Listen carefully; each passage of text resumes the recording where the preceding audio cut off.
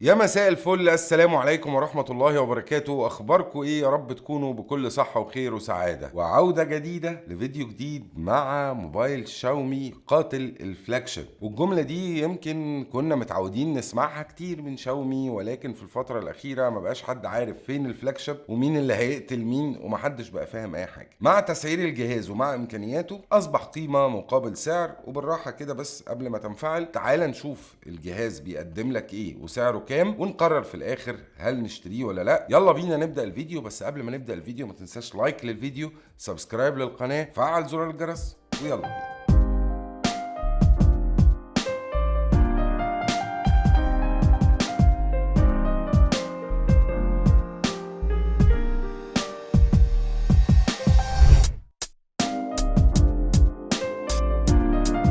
لو رجعنا شويه للفيديوهات اللي كانت موجوده على القناه، كنا هنقول سمعنا ان في كاميرا 200 ميجا بكسل هتنزل، وشاومي هي تاني شركه تنزل بكاميرا 200 ميجا بكسل عالميا تقريبا، واول شركه في مصر تنزل بكاميرا 200 ميجا بكسل. هل الكاميرا دي ارقام ولا لا؟ ده اللي هنعرفه دلوقتي. بدايه لما هنيجي نتكلم عن التصميم، هنلاقي لغه التصميم بتاعه شاومي في الظهر جهاز من الازاز براوند او كيرف جانبي بشكل لطيف جدا، مع الكاميرا اللي واخده شكل مربع اللي موجوده في معظم اجهزه شاومي، ولكن هنا الكاميرا شكلها شياكه شويتين. الشاشه من الامام هتلاقيها مسطحه، ودي لغه التصميم اللي بتكون في سلسله التي، ولكن مع حواف قليله جدا، مع سطوع كبير جدا لاضاءه الشاشه. حجم الشاشه هنا هو الحجم اللي انا بشوفه بالنسبه لي مناسب، وهو 6.67، يعني اقل من ال6.7. مع التصميم اللي جاي بكيرفات وشكل منحني من الظهر، جهاز مسكته في ايدك هتكون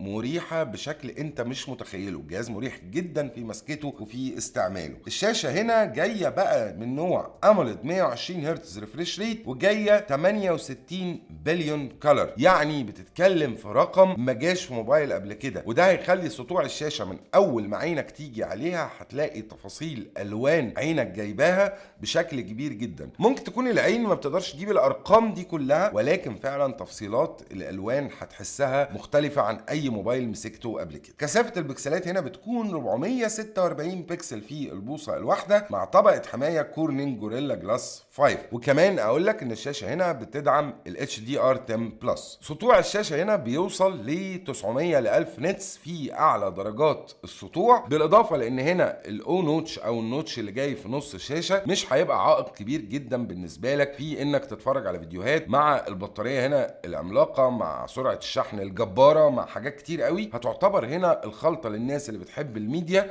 هيبقى الجهاز جامد جدا. وزي ما قلنا الموبايل بيجي باعلى معالج من شركه كوالكوم، سناب دراجون 8 جين 1 بلس، الجيل الثاني من ال 8 جين 1 اللي نزل في فلاج شيبات معديه النهارده ل 40,000 جنيه. ومعلش استحملوني في الارقام اللي بقولها لان الارقام بقت مش منطقيه، ولكن خليني اقول لك ان انت واخد اعلى معالج ممكن تتعامل بيه. الموبايل هيجي باندرويد 12 وقابل للتحديث لاندرويد 13 مباشره، مع واجهه شاومي الجديده الميو اي 13. موبايل هيديك اداء سلس جدا في التعامل، استجابه سريعه جدا للشاشه، مفيش طبعا نسبه التهنيج تكاد تكون معدومه تماما بفضل المعالج والسوفت وير اللي تم تطويره من شاومي. الموبايل فعلا بقالي فتره خلاص الواحد زي ما بتقولوا فاقد للشغف، ولكن ده اول موبايل يبهرني ان في حاجه مختلفه. حتى يعني يمكن واحنا بنصوره كان زياد معاه برضه عنده انبهار شويه بالموبايل، حس ان الموبايل مختلف. فعلا هتلاقي الموبايل مختلف. معالج رسوميات هنا هو ادرينو 730 اللي هيديك اقوى اداء في الالعاب، واللي بيقدر يعمل اوبتمايزنج للموبايل اثناء استخدامك للعب عشان يديك اقوى تجربه العاب ممكن تاخدها. فعلا الموبايل اول موبايل احس ان هو مديك اداء قوي، وده لو بنتكلم على الفتره الاخيره يعني. ونوع الذاكره هنا هو UFS 3.1، وده يعتبر من اقوى انواع الذاكره اللي موجوده حاليا، وليس الاقوى ولكن يعتبر من اقوى انواع الذاكره. والنسخه اللي نازله من الموبايل في مصر هي 12 جيجا رام مع 256 جيجا ذاكره. شايف ان هي ذاكره كافيه. اي نعم ما بتقدرش تضيف ذاكره خارجيه، ولكن شايف ان الرقم ده لبعض الناس اكيد هيكون كافي. نيجي بقى للنقطه الاقوى وهي الكاميرات. كاميرا اساسيه 200 ميجا بكسل بفتحه عدسه 1.7 مع مثبت اوبتيكال او مثبت بصري في التصوير، والعدسه الثانيه 8 ميجا بكسل ودي خاصه بالالترا وايد ل 120 درجه، والكاميرا الاخيره الخاصه بالماكرو 2 ميجا بكسل. كاميرا السيلفي 20 ميجا بكسل بفتحه عدسه 2.2، والموبايل هنا بيصور 8K 24 فريم و4K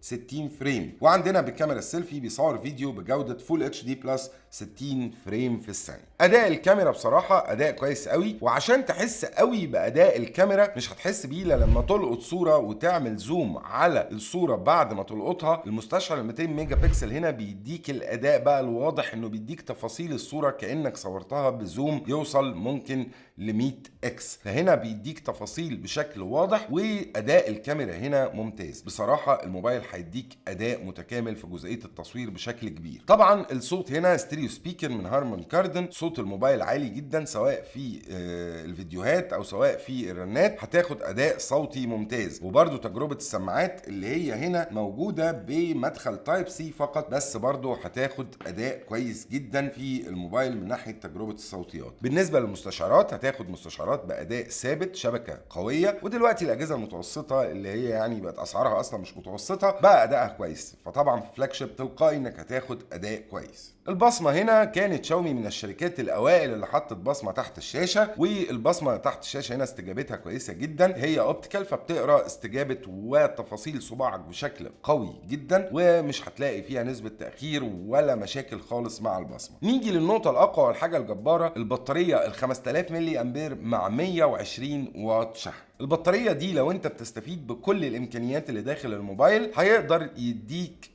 مدة استخدام مثلا 6 ساعات تقريبا سكرين اون، وده المنطقي اللي بتاخده في اي فلاج شيب او مع اي فلاج شيب بحجم الشاشه ده تقريبا. ولكن الالطف هنا ان التليفون هيشحن معاك البطاريه كامله من 0 ل 100% في 20 دقيقه، يعني حرفيا ان انت لو رايح تعمل حاجه بس مجرد ما صحيت الصبح والموبايل فاصل تماما وحطيته على الشحن في الوقت بس اللي هتخش تغير فيه هدومك وتغسل وشك وتظبط نفسك وتشرب كوبايه شاي، ده هيكون اكتر من الوقت اللي الموبايل هيحتاج ان هو يتشحن فتره كامله. سعر الموبايل هو 19000 جنيه مصري في السوق المصري حاليا، ومتوقع لو حصل اي تغيير طبعا يزيد، ولكن 19000 جنيه بالنسبه للجهاز بالامكانيات دي وعليه بند هديه الباند 7 برو اللي ثمنها دلوقتي 2700 جنيه، يعني تقريبا وصلك الموبايل بحوالي 16000 او 17000 جنيه.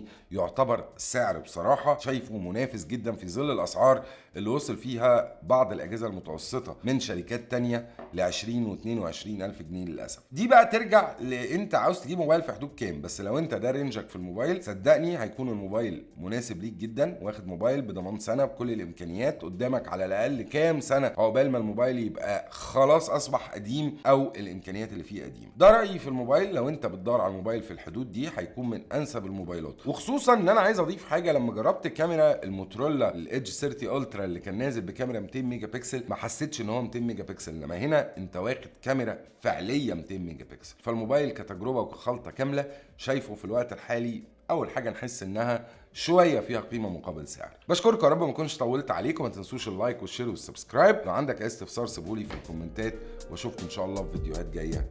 سلام.